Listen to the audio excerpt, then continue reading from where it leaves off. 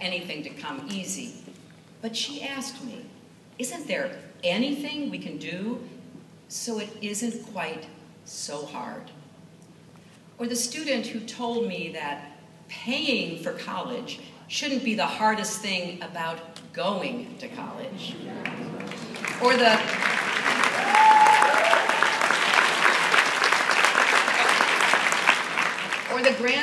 the grandmother who's raising her grandchild because her daughter is hooked on heroin, and now she needs help with childcare while she goes back to work. I believe raising incomes and supporting families is the defining economic challenge of our time. And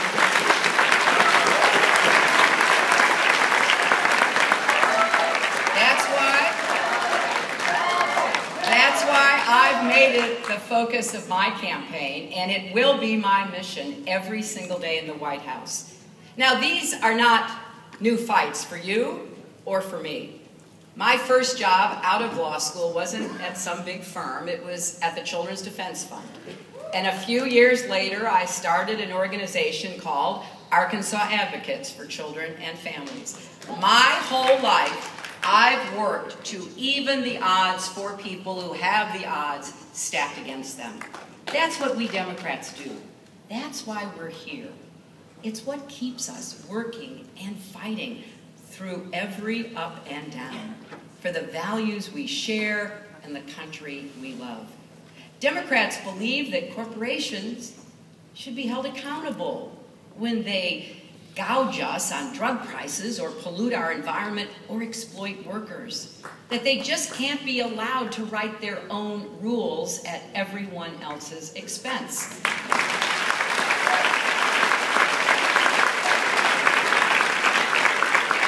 I believe in strong growth, fair growth, and long-term growth. That the rewards of our success cannot just go to the wealthy, that when a company does well, shareholders and executives aren't the only ones who should benefit. The people who work at that company day in and day out and produce those profits should share in them too.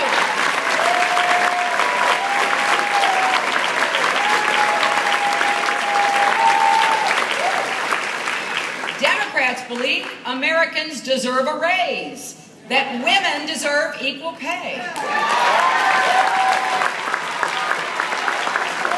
We're the ones fighting to help families afford college and make sure you can refinance your debt. Democrats understand that you can't go to work if you can't find childcare. We believe you shouldn't lose your paycheck or your job when you have a baby or someone in your family gets sick. We believe that everyone deserves access to quality, affordable health care, and we're the ones standing up and saying that the Affordable Care Act is here to stay.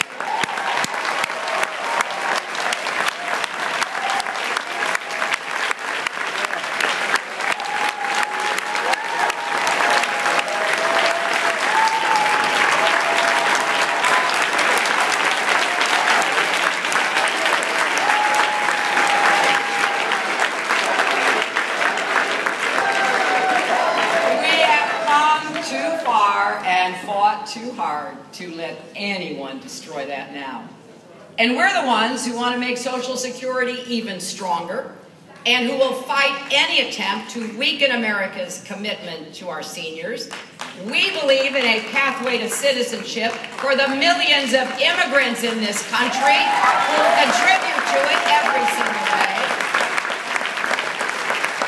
Democrats believe that no matter who you are, what you look like, what faith you practice, or who you love, America has a place for you, and your rights are just as sacred as anyone else's.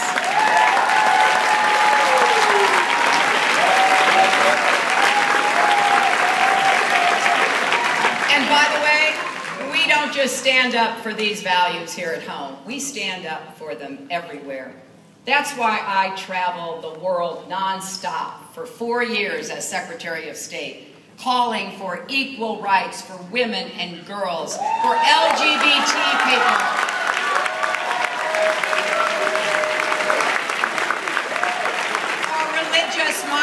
opportunities for all oppressed people, because the United States has always been a beacon of hope to the world, and we need to keep that light shining for all to see. That's what it means to be a Democrat. Those are the values we cherish, and it's time to stand together and defend those values, because others are doing everything they can to take our country in a very different direction. Who watched the Republican debates a few weeks ago? 17 candidates, all trying to outdo each other in their ideological purity. All either oblivious to how their ideas would hurt people, or just not interested.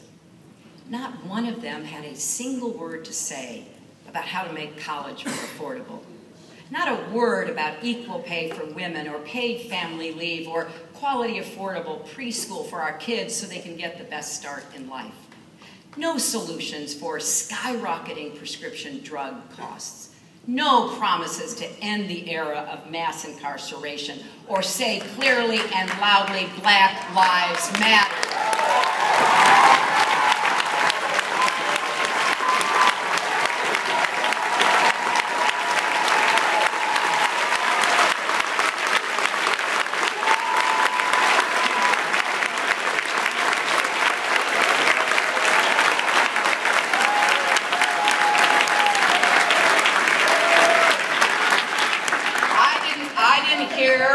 Any credible plan to promote clean energy or combat climate change. And no one is standing up and saying what we all know to be true. We need to put an end to the gun violence that plagues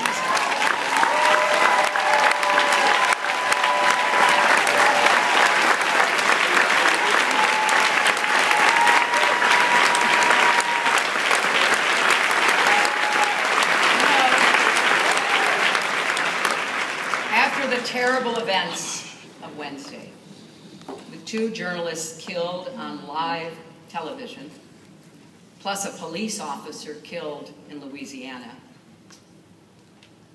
and many more lost every day in carnage that largely goes unnoticed now across our country.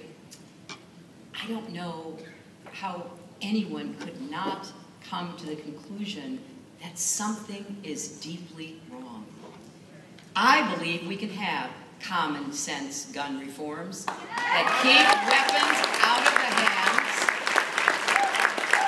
that should not have them, domestic abusers, the violently unstable, while respecting the rights of responsible gun owners. Now, I know the politics are hard. I know that some would rather throw up their hands or give up the fight. But not me. I am not going to sit by while more good people die.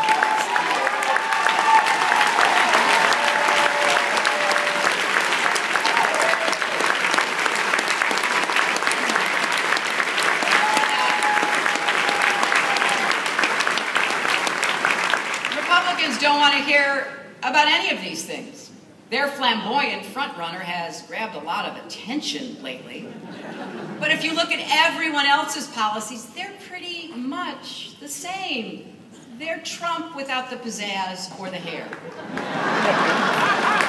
I gotta add, you know, a lot of people have said a lot of things about my hair over the years. So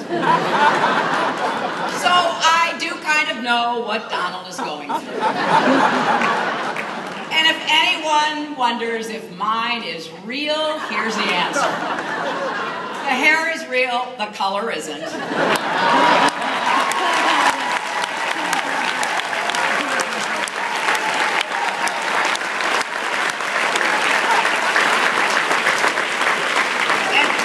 come to think of it, I wonder if that's true for Donald, too. Look, you hear Mr. Trump say hateful things about immigrants, even about their babies. But how many others disagree with him? Or support a real path to citizenship, or draw the line at repealing the 14th Amendment? Today, the party of Lincoln has become the party of Trump. That's a good one. Think about it. Now, of course, Mr. Trump also insults and dismisses women. And by the way, just yesterday, he attacked me once again and said I didn't have a clue about women's health issues. Really? I mean, you can't make this stuff up, folks. Trump actually says he would do a much better job for women than I would. Now, that's a general election debate that's going to be a lot of fun.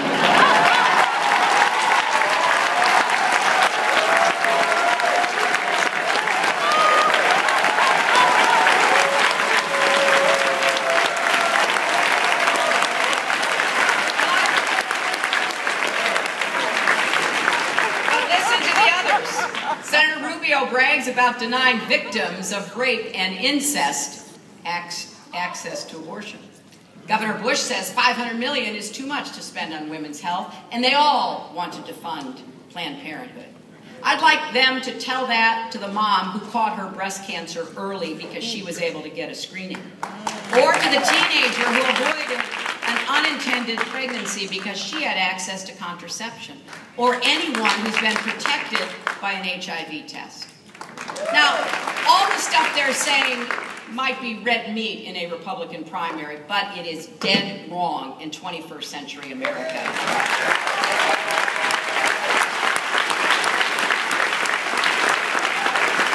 I know that when I talk like this, some people think, there she goes again with the women's issues. Republicans actually say, I am playing the gender card.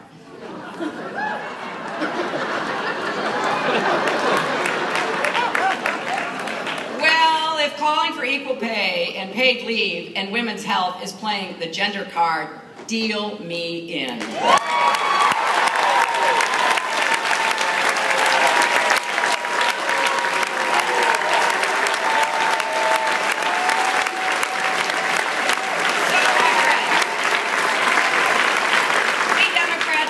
Going to sit idly by while Republicans shame and blame women. We're not going to stay quiet when they demonize immigrants, whether they're Latino, Asian, or anything else. We're not going to keep silent when they say climate change isn't real, or same-sex couples are threatening our freedom, or trickle-down economics works.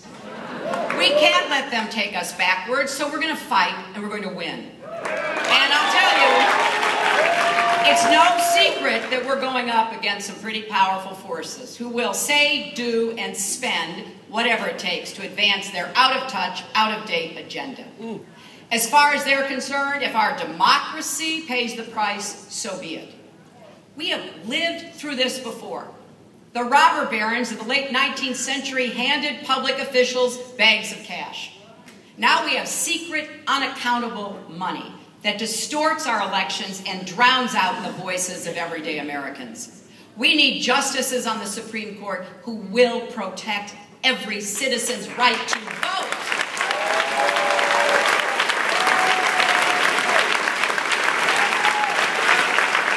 Instead of what they have been doing, protecting every corporation's right to buy elections. If necessary, I will work to pass a constitutional amendment to undo Citizens United.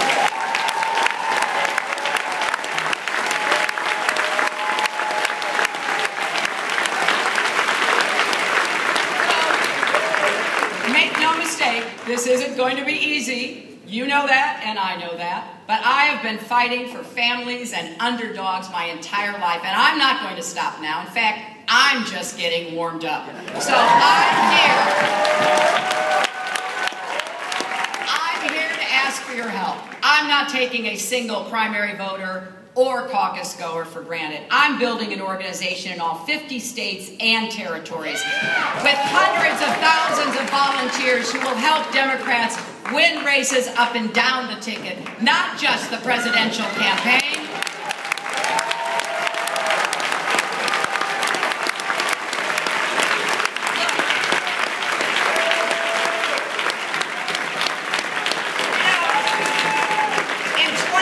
Republicans routed us on redistricting. Not because they won Congress, but because they won state legislatures. And look where we are now. We can't ever let that happen again. It's time to rebuild our party from the ground up. And if you make me the nominee, that's exactly what I will do.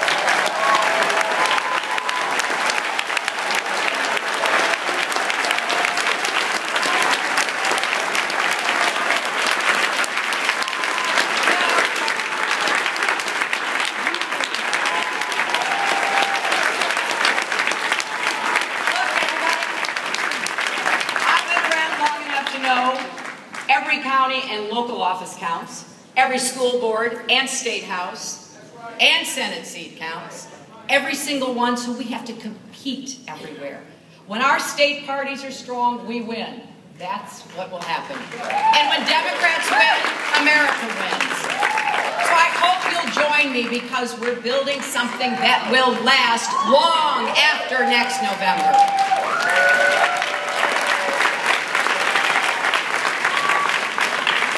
I want to be president to take on all the big problems that fill our screens every day at home and around the world.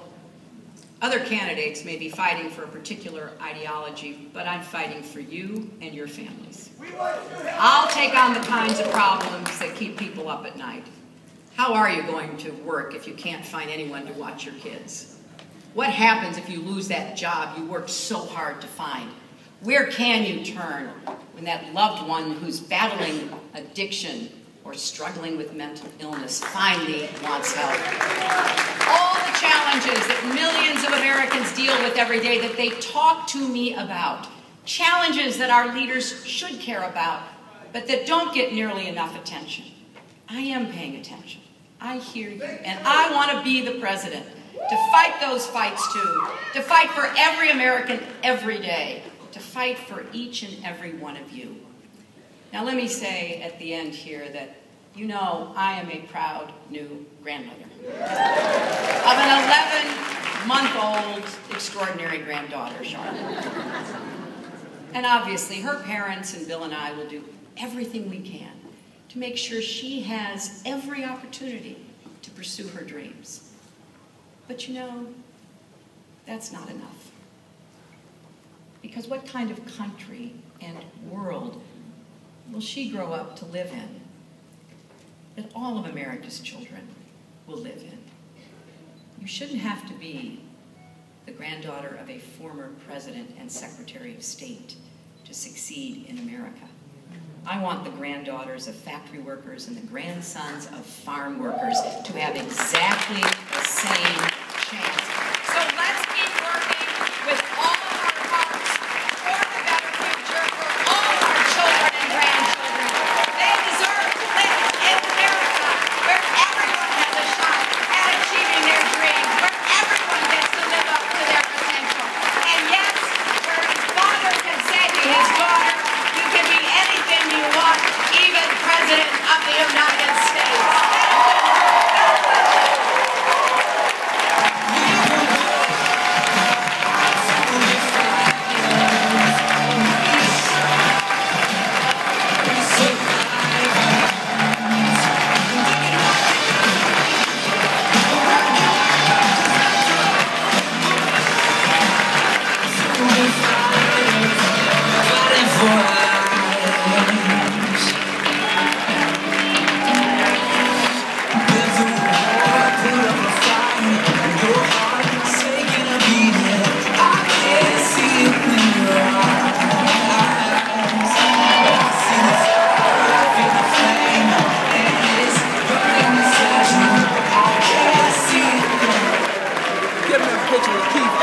Okay.